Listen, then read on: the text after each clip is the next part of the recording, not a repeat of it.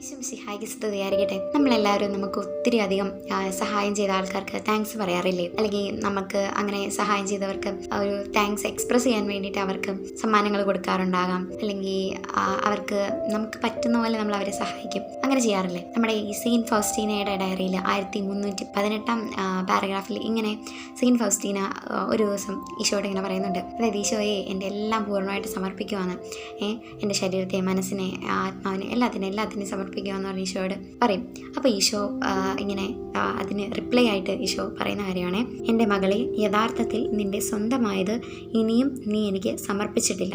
ഈ ഒരു റിപ്ലൈ ആയിട്ടപ്പം ഫൗസ്റ്റീനമ്മ വിചാരിച്ചു, അയ്യോ എന്താ ഈശോ അങ്ങനെ പറഞ്ഞ്, ലൈക്ക് ഇങ്ങനെ അതായത് ഇത്രയും ഞാൻ സമർപ്പിച്ചിട്ട് ഇനി എന്താ സമർപ്പിക്കാനുള്ളത് ഇങ്ങനെ ഒത്തിരി ഇങ്ങനെ ആലോചിച്ചു. എന്നിട്ട് ഫൗസ്റ്റീനയ്ക്ക് മനസ്സിലായില്ല. അപ്പം സെയിൻറ്റ് ഫൗസ്റ്റീന ഈശോയോട് തന്നെ ചോദിച്ചു, എന്താ എൻ്റെ ഈശോയെ ഇനി ഞാൻ നിനക്ക് തരാനുള്ളതെന്ന്. അപ്പം ഈശോ പറയുന്ന മറുപടി ഇതാണ്, മകളെ, നിന്റെ നികൃഷ്ട അവസ്ഥ എനിക്ക് തരിക, കാരണം അത് നിന്റെ മാത്രം സമ്പാദ്യമാണ്.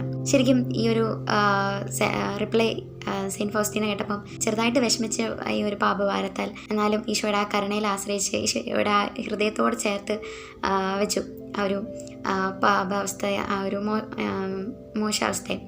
ശരിക്കും ഞാനിത് വായിച്ചപ്പം ഈശോ നമ്മളോടൊക്കെ ഇങ്ങനെ ചോദിക്കുന്നുണ്ടാവും. നമ്മളിങ്ങനെ ഓരോ ഡിഫിക്കൽട്ടായിട്ട് പോകുമ്പോൾ അല്ലെങ്കിൽ ഇങ്ങനെ ഇരിക്കുന്ന സമയത്തെ ഈശോ നമ്മളോട് നമ്മുടെ ആ ഒരു ബലഹീനതകൾ, നമ്മുടെ ഒരു പാപത്തിൻ്റെ അവസ്ഥ, ശരിക്കും നമ്മളായി ചെയ്ത് കൂട്ടിയ കാര്യങ്ങളാണ് നമ്മുടെ പാപങ്ങൾ.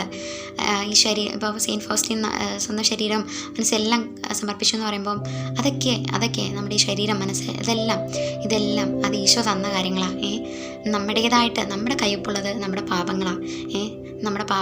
അപ്പോൾ ഈ പാപങ്ങളെല്ലാം നമ്മുടെ ഈ ഒരു മോശമായിട്ടുള്ള അവസ്ഥ, നമ്മുടെ ഒരു ക്ഷമിക്കാൻ പറ്റാത്ത അവസ്ഥകൾ, വെറുക്കുന്ന അവസ്ഥകൾ, ഓരോ ശാരീരികമായിട്ടുള്ള ഓരോ പാപങ്ങൾ ചെയ്യുന്നത്, അതൊക്കെ നമ്മുടെ ഈ പാപത്തിൻ്റെ ഈ ബലഹീനത, ഇതാണ് ഈശോ നമ്മളോട് സമർപ്പിക്കാൻ പറയുന്നത്.